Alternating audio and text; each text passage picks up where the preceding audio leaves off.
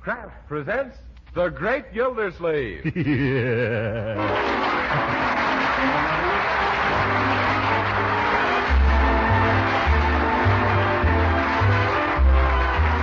The Kraft Cheese Company, who also bring you Bing Crosby every Thursday night, present each week at this time Harold Peary as The Great Gildersleeve, written by Leonard L. Levinson.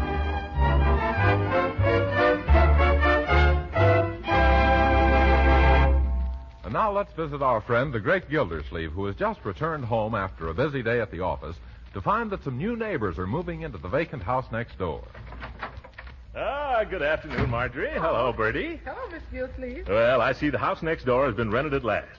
Have you any idea who the people are, my dear? No, Uncle Mort, but if that ghastly furniture is any indication, their name is Frankenstein. Oh, Marjorie, you mustn't judge the people by that purple horsehair sofa or the brass bed or that stuffed moose head. He has an awful mean look in his eye, that moose has.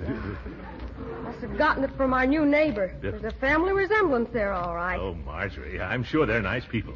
You wait and see. Oh, they have a boy a little older than Leroy, haven't they? Uh-huh. And a girl about 17 or 18 who talks faster than Walter Winchell. Oh, dear. And they also got an awful uppity cook named Snowdrop Jefferson, who has informed me over the back fence that she's the sole owner of 5 pair of rubber gloves. Well, Bertie, you'll have to cultivate her acquaintance. I'll cultivate her with a hoe if she keeps snooting me. No, Bertie, don't you want to start off by planting your best foot forward? Oh, I does, Mr. Gildersleeve, believe me. And when I gets through planting it where it'll do the most good, nothing will ever grow there no more. Now, Bertie, I won't have you starting a feud with the neighbors. A good neighbor is just like a cousin on the police force. They both come in handy in a pinch. Oh, but look. Huh? They've been unpacking their boxes outside, and all the paper and trash is blowing over onto our lawn. Oh, so what, my dear? They're all finished and the movers are leaving. They'll probably come over and clean it up. And suppose they don't. Well, you know, Uncle Mort, there are times when you surprise me. Oh, live and let live, my dear. That's my motto. Why, in all the years I've lived in Wistful Vista, I always got along well with my neighbors. Oh! What's the matter? Those movers, they backed into our driveway to turn around. So what? They've crushed my Azalea canadensis, and now they're backing into my Lygistrum ibata. Oh, there goes my Asculus mastrosia. Asculus mastro, what's it? For heaven's sakes, what's that? It's horse chestnuts. Help me get the window up. I'll tell those people. It's too late, Uncle. They're driving away. Well, it's lucky for them. Oh, look, that heavy truck has broken the concrete in our driveway. Of all the people... Here comes the girl from next door. Oh, probably coming over to apologize for the mess they made. Well, that's different. It's a mighty good thing, too. I'll take care of this myself, my dear. How do you do, young lady? Oh, hello. I'm the girl who just moved in next door, and my name is Dorothea Dobson. Only nobody ever calls me Dorothea, and I kind of that sounds so corny, and everybody calls me Dottie, so I hope Yes, I can see why. So you're Dottie, are you? Oh, no, I'm not Dottie. I'm Dottie. Though Mama sometimes says she fails to see the difference, and we're such an uproar that we can't find a thing, so would you please let us have a can of tuna fish and some sliced pineapple and 2 cups of sugar? Wouldn't you like a couple of inner tubes, too?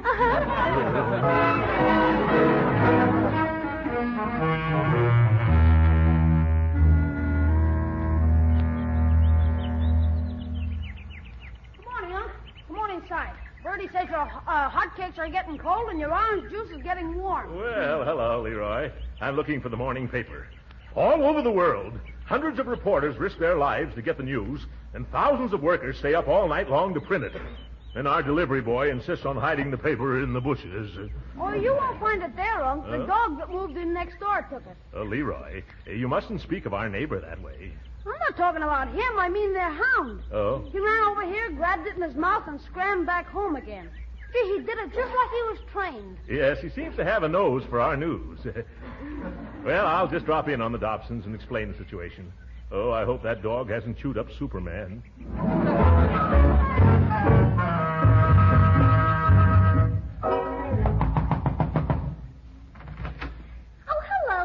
From next door, aren't you? Of course you are. I recognize you right off, and you know why? Why?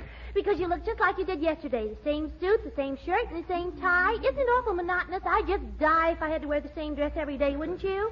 Yes. I mean, I don't wear dresses. I dropped over to tell you that your dog is taking the morning paper. Oh, how silly, taking the morning paper indeed. Why, even if he could read, he couldn't afford it. Miss Dobson, please, let me finish. He's taking the morning paper off our lawn. It's our paper. Oh, so that's it, and Daddy thought it was a free sample. Oh, Sophie! You calling me? Oh, who's a blister, sister? Go in the dining room. Huh? Go in the dining room and tell Daddy that paper belongs to the man next door, and he's here and he wants it back, so bring it right out, and if there's any egg on it, be sure and wipe it off. Okay, but I ain't seen it yet. Why do you have to come around now? Well, Tuffy will be right back, mister. Oh, incidentally, what do you think of the big news in the paper this morning? Isn't it thrilling, or haven't you read it yet? Oh, of course you haven't. Well, you certainly have a surprise in store, because you know what happened? Oh, excuse me. I didn't know you were going to stop. You didn't put your hand out.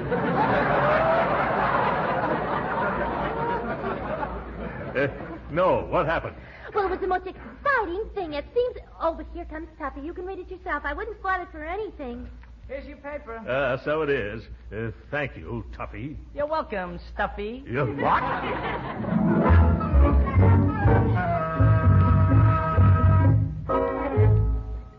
All right, Bertie. Wheel in the breakfast. I'm hungry enough to eat off the tablecloth. You get your paper okay, Unc? Oh, sure. No trouble at all. You know how to handle these neighbors. It's all right, Leroy. That's all. Yeah. Now to read the big news she was telling me about. Well, look at this. Roosevelt and Churchill meet in mid-ocean. What, again? Marjorie, Bertie, come here and listen to this. Washington, D.C., August the 4th. August. Never mind, go back. It's all a mistake. What is it, Uncle Mort? What happened? That kid next door slipped me a 7-month-old paper.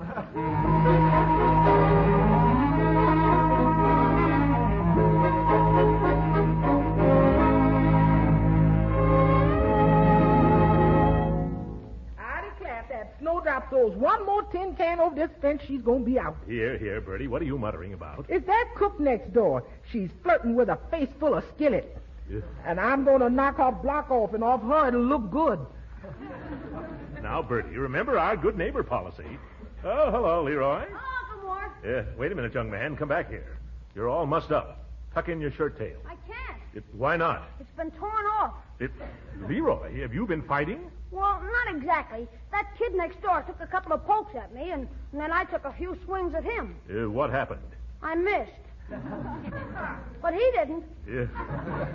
What were you two fighting about, Leroy? Well, it was something he called you, Uncle Mort. Oh, you shouldn't have fought over that. I haven't the faintest concern what that twerp says about me. What did he say? He said you were a big, fat, stuffed shirt. Oh, he did he? And what did you say? I said you didn't have to stuff your shirts. Yep. Well, I still don't think that's enough reason to start fighting, Leroy. Oh, I forgot to tell you. He was trying to rub my nose in the dirt at the same time. Oh. And look at how you skinned your knuckles. I'm going to get the iodine. Oh, no, I'll be all right. Leroy, you failed to clench your fist properly, my boy. Remind me sometime, and I'll show you the correct procedure. Gee, Unc, did you used to be a fighter? Well, not professionally. But at college, I was considered quite a slugger. In fact, they call me Big Slug for short. However, I don't think you should carry on a feud with the boy next door. I'm sure this can be cleared up if we go over there and all shake hands like little men. Not me. I'm not going to shake hands with that rat. Leroy, you mustn't call him a rat. If you only tried to understand... What was that? Who threw that baseball? It was Tuffy. Look, this is his ball. Tuffy? Why, that little rat. I'm going to call his mother right now and tell her about this. I'd like to lay my hands on that little hoodlum, and you know where and how. Hello. Is this Mrs. Dobson? Madam, your son Tuffy just threw his baseball through my window. Yes, I'm sure it's his baseball. What's that? What? Hello? She hung up. What did she say, Unc? She said if I was sure it was her little boy's ball, I'd better return it at once or she'd call the police. Come on, Leroy. Where are you going, Unc? Outside to return this ball. Are you going over there, Unc? No, Leroy. I'm going to return it from here. You just watch this. It's headed for the telephone pole. Look, it's coming back. Oh! There goes another one of our windows.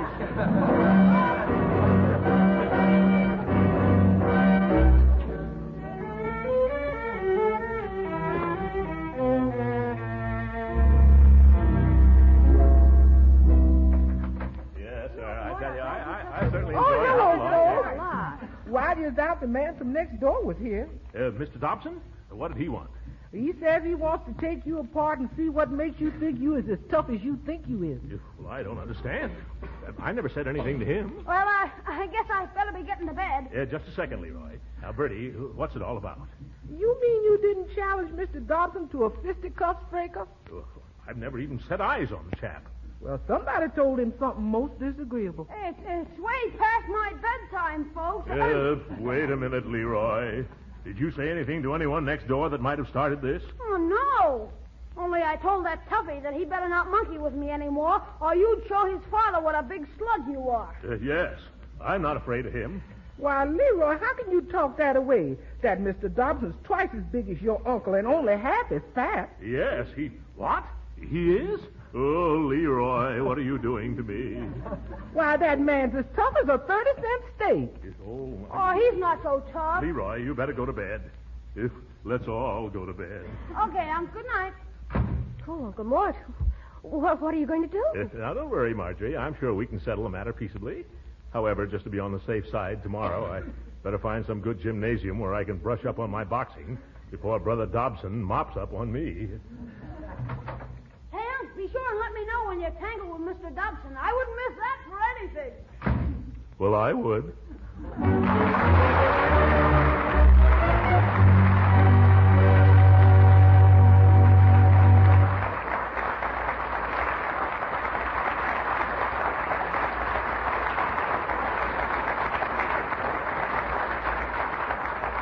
We'll hear from the great Gildersleeve again in just a moment. But first, ever stop to think of the progress made in the last few years?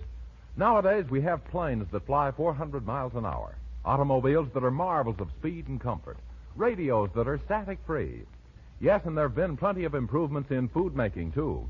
And one of the outstanding examples is parquet margarine, the delicious spread for bread made by Kraft. Why, people who remember the margarines of a few years back are amazed when they discover how deliciously good parquet margarine is. You see, parquet is not an ordinary margarine. It's one of Kraft's fine foods, outstanding for its delicate, satisfying flavor. You only have to taste parquet margarine once, spread on bread or toast or rolls, to find out how deliciously different it really is. Another thing, parquet margarine is a wholesome, nourishing food, one of the best energy foods you can serve. What's more, every pound contains 9,000 units of important vitamin A. So get acquainted with this thrifty, nutritious food. Order a pound or two of delicious parquet margarine tomorrow. Just ask for Parquet, P-A-R-K-A-Y, parquet margarine, made by Kraft.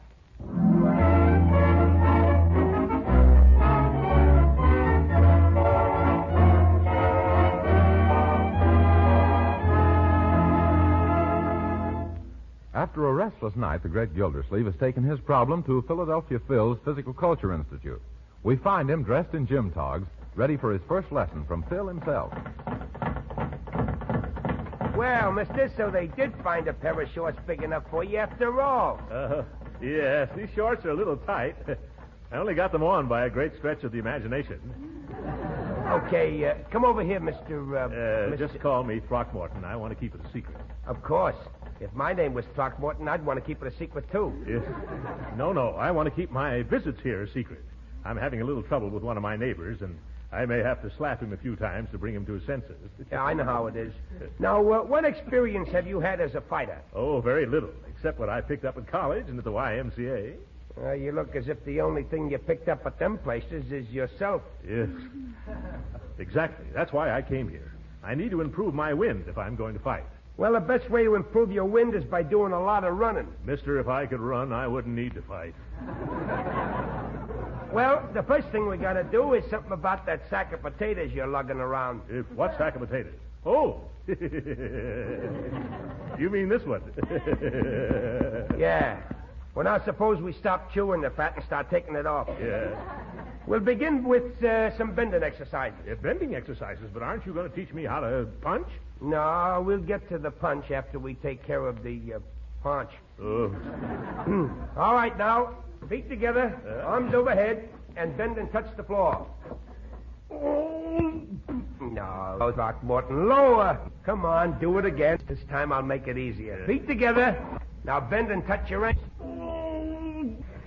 No, Throckmorton, you still haven't got the idea. I've got the idea. The only thing is I've got much equipment. Well, feet together, arms overhead. Now, bend. That's it. Way down. I'll bet you haven't seen your knees in 10 years. I get... Well, by George. What is it? I've got dimples. Excuse me, champ. Champ? Who, me? Oh, I'm sorry. You must have made a mistake. I'm not one of the... Maybe not, but... Yeah, my card. Oh, thanks. Everything from heavyweights to dog racing. Oh. You got a terrific build for the job. Build? Yeah, and showmanship, too. Oh. You know, I've been watching you. Hey, the crowds will love you. Oh, I can't quite picture myself as a champion fighter. Fighter? Who said anything about being a fighter? You're going to be a wrestler. A wrestler?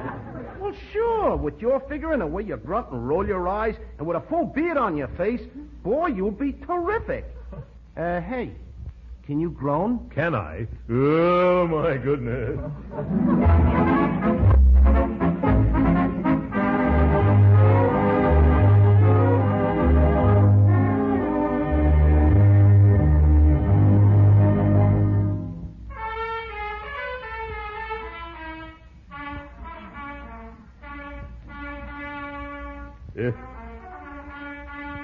Does that toughie next door murder that march all day long, Bertie? No, so when he gets out of breath, he sits down and beats his drums for a while.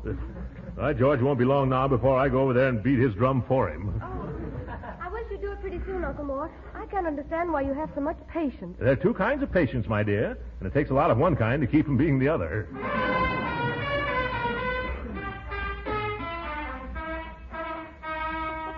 Someday he's going to hit the right note, and then they'll take that horn away from him. I don't see how his family can stand it. They can't. They just chased him out in the yard. Look, I wish he was my kid for an hour. A few quick tricks with my hand, and he wouldn't trumpet anymore. Oh, now he's right under our window. Yeah?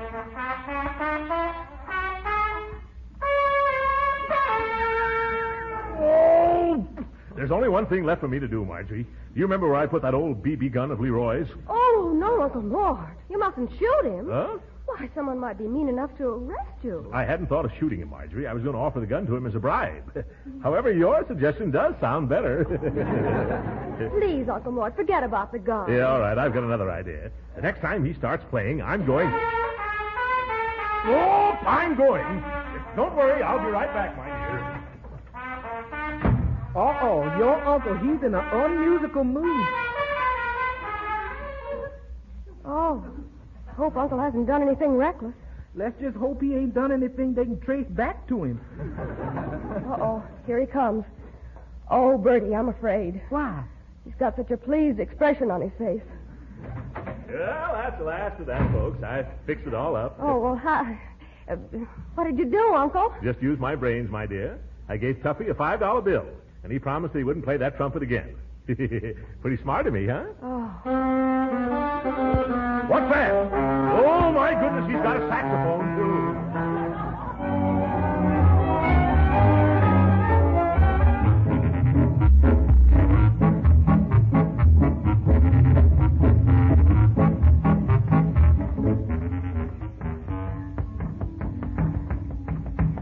Okay, Throcky. You can stop now. Oh, thanks. How am I doing, Phil? Well, you've become pretty good with the punching bag. Now, seeing as how this is your 10th and last lesson, I'm going to put you in the ring against a professional fighter. Oh, well, bring him on. The bigger they fall, the harder I am. Well, you know what I mean, anyway. Well, I want to warn you. This guy's supposed to be good. That's all right. I feel pretty good myself. Which one is he? The big guy there, shadow boxing in the ring. Yeah. Oh, yes. He throws a pretty big shadow, doesn't he? Now, come on over to the ring and... No, Throcky, no. You're going toward the dressing room. Yes, I thought I'd save you the trouble of carrying me in there later. Now, don't talk that way. You can take this guy. Yes, I can take him, and I can leave him alone, too. You kidding? I'm dead on the level. Oh, my goodness, dead on the level. Come on, get in the ring, Throcky. Hey, Barrelhouse. Yeah, what is it, Phil? I want you two boys to go 3 or 4 rounds together. Shake hands with Battle and Throcky. Hi. Hi, Barrelhouse. All right, boys. Now, I'll keep time, and you get in there and put up a real fight. And remember, no waltzing. Sure, no waltzing. Excuse me, is a little rumba permissible? No. All right. Get going, boys. Get in there, Stocky, and trade punches. Whoop. I'm trying to trade. Whoop. But he doesn't want to do business. Whoop. Jab with your left, Stocky, jab. Okay, now, back. I can't. The ropes are in my way. Jab with your left again. That's it. Keep jabbing. That's it. Now, bring up the right. Right? Like this?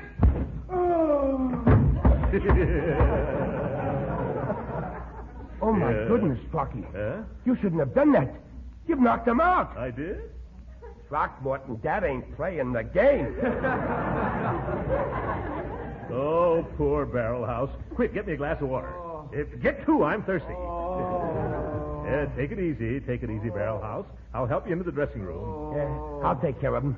You get your shower. And you can consider this knockout your diploma in pugilism. Oh, you certainly did well in your graduation exercises. Thank you, Professor. I'll get going now. So long, Barrel House. Next time, don't try to chin yourself on my glove. I just can't wait till I get home and do the same to that next-door neighbor of mine. How you feeling, Barrel House? Oh, terrible. I'm in awful pain. That big walrus stepped all over my tenderest corn. Honest, Phil, it was all I could do to restrain myself from hitting him.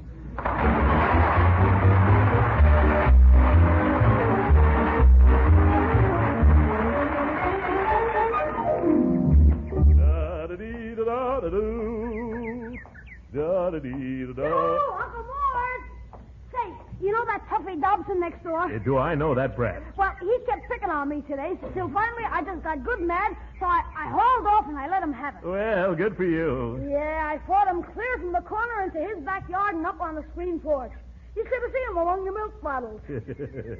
Then his father came home and pulled me off of him. Oh, he did he? Yeah. Say, he's looking for you, Unc. Oh, he is. Well, I'm looking for him. Come on. We're going visiting. This is going to be peachy fun. You mean you're going into Tuffy's house here? Yes, sir. Right now, I feel as if I could lick twice my weight in Dobson's. Will I give that big tub a thumping? Oh, hello. Well, I suppose you came to apologize for what he really did to poor Tuffy. Well, it's a good thing you did because Papa's so mad he could just simply... Silence! You go tell your papa that Mr. Gildersleeve is here from next door and wants to see him. At once. Very well, though I warn you that's not the tone of voice to take with Papa on account of his... Go. Oh. All right, I'll tell him. Oh, Papa, there's a man... Leroy, could I trouble you to hold my coat for a few moments? Unc, it'd be a pleasure. There you are. Thank you, my boy. As soon as I roll up my sleeves here. I'm all ready now. Just let that Is big... there somebody out here says he wants to see Mr. Dobson? Oh, my goodness, it's Philadelphia Phil. Oh, this is going to be one of my bad days.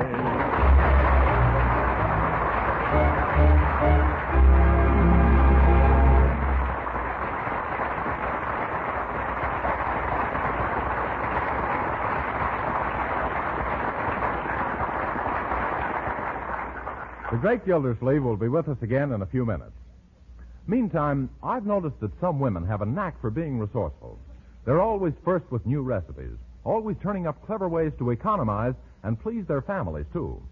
These resourceful ladies are right in their element these days because now more than ever, it's smart to be wisely thrifty. And here's a discovery a lot of them are making, that parquet margarine is a wholesome spread for bread that tastes mighty good, yet costs very little. Yes, they found that serving parquet margarine makes a hit with the family because it's so downright delicious spread on bread or toast or rolls.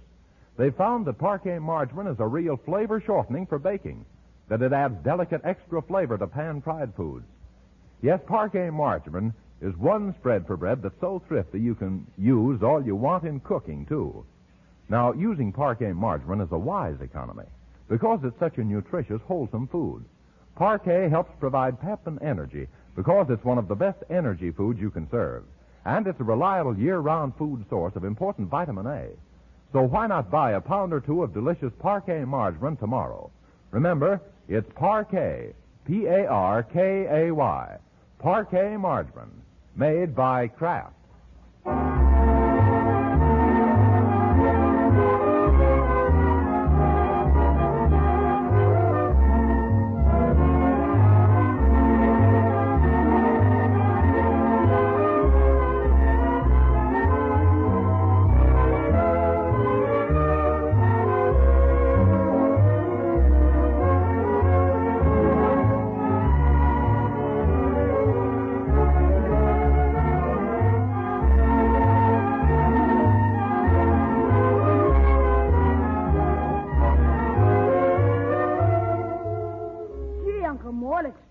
you took all those boxing lessons for nothing. Oh, it wasn't altogether a waste, Leroy. They'll come in handy next Thursday evening. Oh, what are you doing then? I'm going to visit on Rudy Valley program. Yeah, they've matched me with battling John Barrymore. Good night.